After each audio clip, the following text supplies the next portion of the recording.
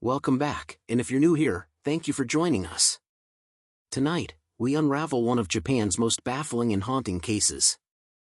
It's the story of a family who should have been ringing in the new millennium with joy, but instead, their home became a crime scene that still leaves investigators shaking their heads. This is the story of the Miyazawa family, Mikio, Yasuko, their daughter Niina, and son Rei, brutally murdered in their own home in Setagaya, Tokyo, on December 30th. 2000. Before we dive in, let me know in the comments where in the world you're watching from. It's always fascinating to see how far these stories travel. And please, don't forget to like this video, share it with a friend, and help us reach 10,000 subscribers. Your support keeps cases like this alive.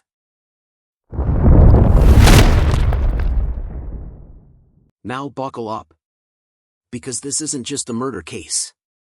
This is the what the hell was the killer even thinking kind of case.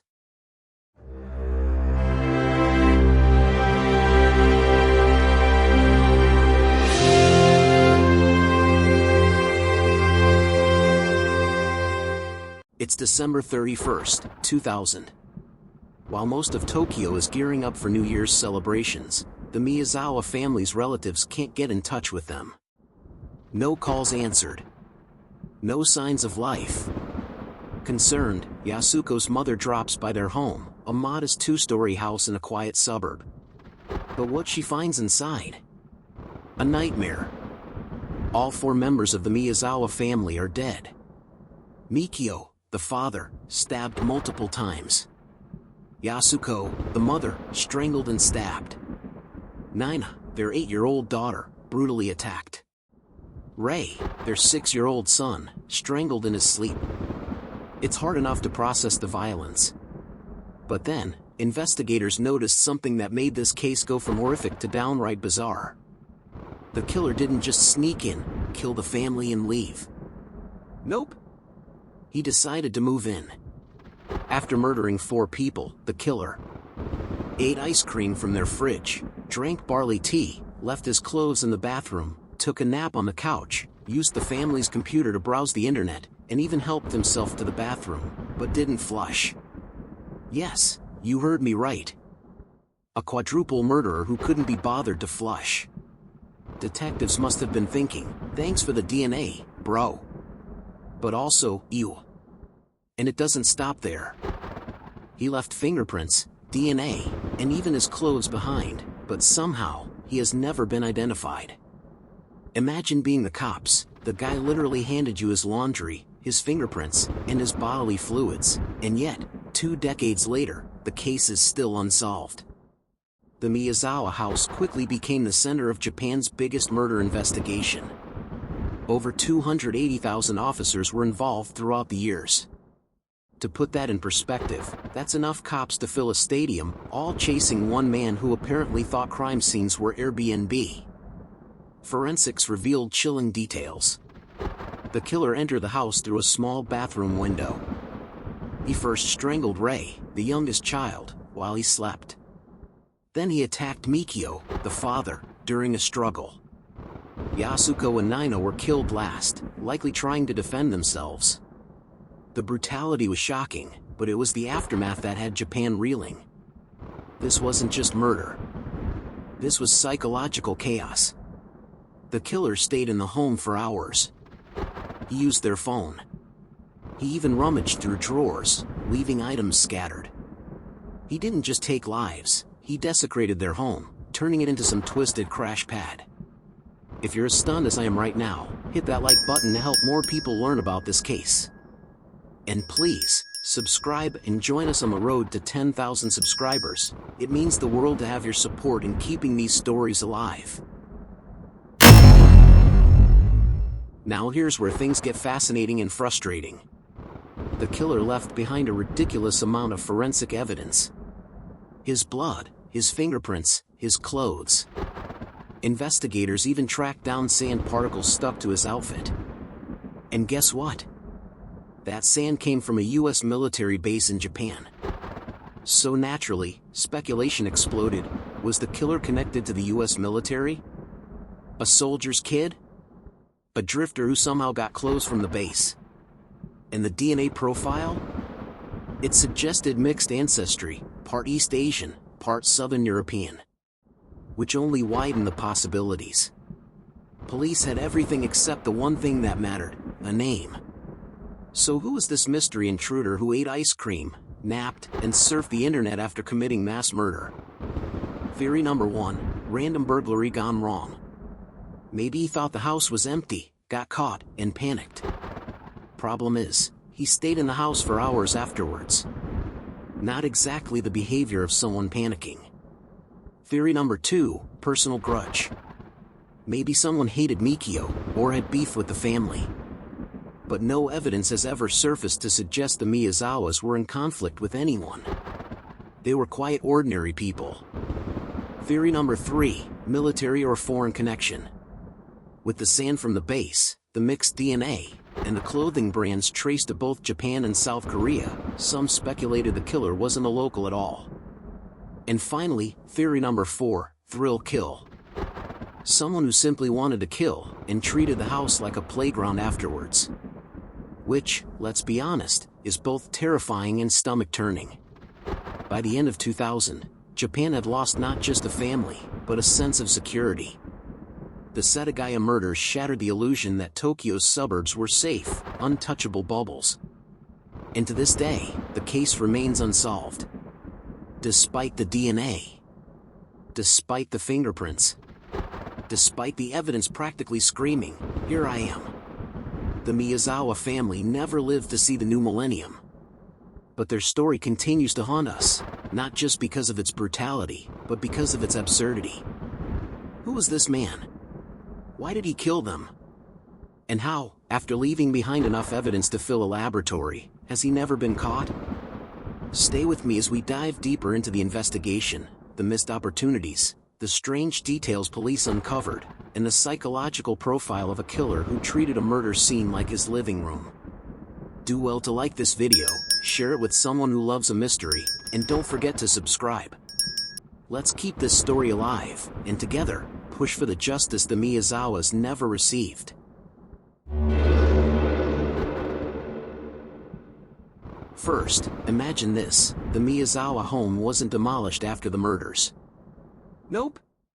It's still standing today. Untouched. Preserved exactly as it was. Police literally turned the crime scene into a time capsule, down to the bloodstains and the killer's laundry. Yes, more than 2 decades later, the house is still there, like some kind of grim museum exhibit. And you'd think with all this preserved evidence, they'd nail the guy, right? Well, not quite. Because while the killer left them everything but a signed confession, Japan's justice system still couldn't catch him. Let's revisit what the killer actually did in the house. After murdering 4 people, he ate ice cream and drank tea. Scrolled the internet like a bored teenager. Took a nap, because apparently, murdering a family is exhausting. Used the bathroom, and again, didn't flush. Truly the final insult. Left his bloody clothes behind. This wasn't just sloppy, it was taunting. Almost like he wanted investigators to know he wasn't scared. Psychologists later said this points to something chilling, a low empathy, low anxiety individual. In other words, someone who could brutally kill a family and then casually snack like he was at a friend's house. Here's what investigators pieced together. Age, likely late teens to early 30s. Height, about 5 feet 7 inches average, nothing special. Build, thin, athletic. DNA, mixed heritage, East Asian and possibly Southern European.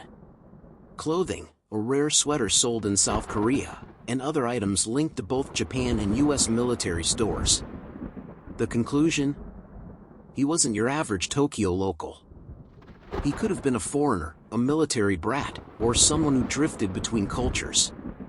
But here's the kicker: in Japan, where DNA and fingerprints are meticulously kept, he still hasn't been matched. It's like he appeared out of nowhere, then disappeared into nothingness. Here's where it gets frustrating. Despite having everything, fingerprints, DNA, clothes, even the killer's stomach contents from the ice cream, police hit dead ends. They traced the killer's clothes to stores, but they were sold in bulk, so no way to track a buyer. The DNA? No match in Japan's national database. The sand from the shoes? From a military base, yes, but still no direct suspect. And here's the kicker: Japan has a statute of limitations law that used to apply to murder cases. For years, investigators feared the case might expire without justice. Thankfully, in 2010, Japan abolished the statute for serious crimes, but by then, a whole decade had already passed. Talk about wasted time. For the Miyazawa's relatives, the horror never ended. Imagine walking past that house every day, the exact place where your loved ones were butchered, and knowing the killer is still free. And for the neighborhood? Forget peace and quiet. That house became infamous. Some even say it's haunted. Which, let's be honest, wouldn't surprise anyone given the tragedy inside. But the real ghost here isn't paranormal. It's the killer himself, invisible, untouchable, and still at large. So who is he? A burglar who panicked? A foreigner passing through? A thrill seeker who got away with the ultimate crime? We may never know. But what we do know is this: he left investigators drowning in evidence, enough to make any other case solvable. And yet, here we are, more than 20 years later, still asking the same question. How does a man who leaves his DNA, fingerprints, and even his dirty laundry behind remain a ghost? Sometimes the scariest monsters aren't hiding in the shadows. They're the ones bold enough to walk right through your front door, and stay long enough to finish your ice cream. Don't forget to like, comment, and subscribe to the channel. We are working towards 10,000 subscribers, and with your support, we can make it happen. So, who exactly are we dealing with here? Let's build the profile. Impulsive yet calculated. He broke in through a bathroom window, suggesting at least some planning.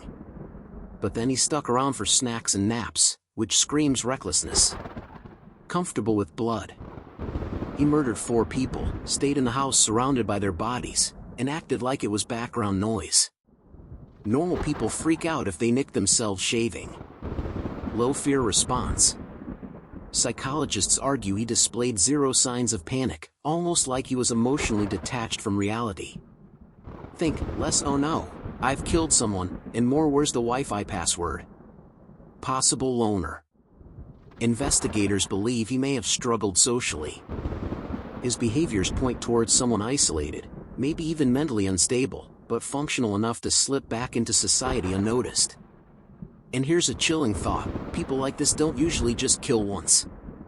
If he wasn't caught, he may have kept going, somewhere else, under a different name, in a different country. Now, if you're wondering, why hasn't DNA solved this case already? You're not alone. It's the biggest question. The answer is maddeningly simple: the killer's DNA doesn't match anyone in Japan's database. Not a single person. Which means either he's not Japanese, he never committed another crime in Japan, or, and this is the scariest option, he died before police could ever link him. The most baffling clue? His DNA showed mixed ancestry, East Asian and possibly Southern European. That's unusual in Japan, where most DNA matches stay within Japanese profiles, which has fueled theories about a foreign connection, or a military link. Now, let's zoom out. Imagine being a Japanese citizen in 2000. Japan was known for being one of the safest countries in the world. Violent crimes like this? Practically unheard of. And then this happens. A family of 4 murdered in their home, in a middle-class neighborhood, just hours before New Year's Eve celebrations. The country was rocked. The neighborhood? Traumatized. And the police? Embarrassed. Because here's the uncomfortable truth: Japan prides itself on thorough investigations. But this case, with its overflowing evidence box, exposed cracks in the system. Now, here's where things get even more surreal. Instead of demolishing the Miyazawa home, authorities kept it as it was. To this day, it still stands. Some call it a memorial. Others call it a stain, a constant reminder of failure. Inside, the bloodstains remain. The killer's clothes remain. The exact scene remains frozen in time, as if the killer might walk back in any moment to grab the rest of his ice cream. For neighbors, it's like living next to a ghost. A literal haunted house, with the real horror being unsolved justice. If you're as stunned as I am, take a second to hit that like button. It really helps keep these stories alive on YouTube.